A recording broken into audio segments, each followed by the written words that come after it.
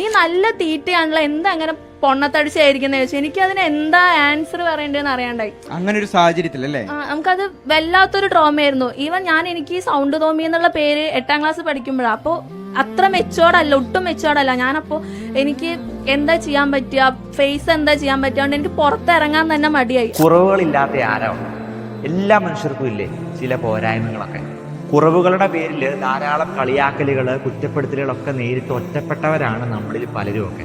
നീ എന്താ ഇങ്ങനെ മെലിഞ്ഞിരിക്കുന്നു, ഒന്നും കഴിക്കുന്നില്ലേ, നീ കഴിച്ചു കഴിഞ്ഞാൽ പറയും നീ എന്താ ഇങ്ങനെ വണ്ണം വെച്ച് വരുവാണല്ലോ, ഫുഡൊക്കെ കുറയ്ക്കണം, നിന്റെ പിരികു തന്നെ ഇങ്ങനെ വളഞ്ഞിരിക്കുന്നത് എന്നിങ്ങനെ ഓരോരോ കാരണങ്ങൾ പറഞ്ഞ് നമ്മളെ നിരന്തരം വേട്ടയാടുന്ന ചില റിലേറ്റീവ്സും ഫ്രണ്ട്സൊക്കെ നമുക്ക് കാണും.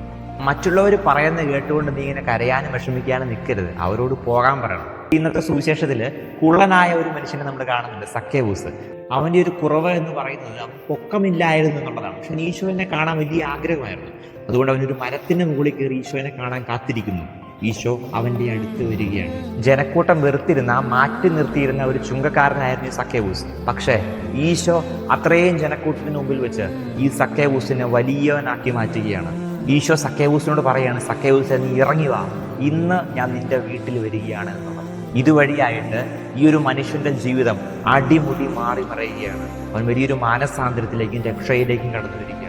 ഒരുപാട് കുറവുകളുള്ള മനുഷ്യരാണ് നമ്മളൊക്കെ. പക്ഷെ നിന്റെ കുറവിനെ പരിഹരിക്കാനായിട്ട്, നിന്റെ കുറവിനെ കൃപയാക്കി നിറവാക്കി മാറ്റാൻ കഴിയുന്ന ഒരേ ഒരാൾ മാത്രമേ ഉള്ളൂ, അത് നമ്മുടെ തമ്പുരാനാണ്.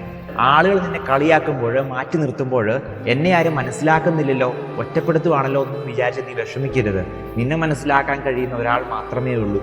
ആ തമ്പുരാന്റെ പക്കലേക്ക് നീ തിരികെ എത്തുക. ഓർക്കുക, ഈ ലോകത്ത് ഈശോയ്ക്ക് ഏറ്റവും കൂടുതൽ ഇഷ്ടം നിന്നോടാണ്.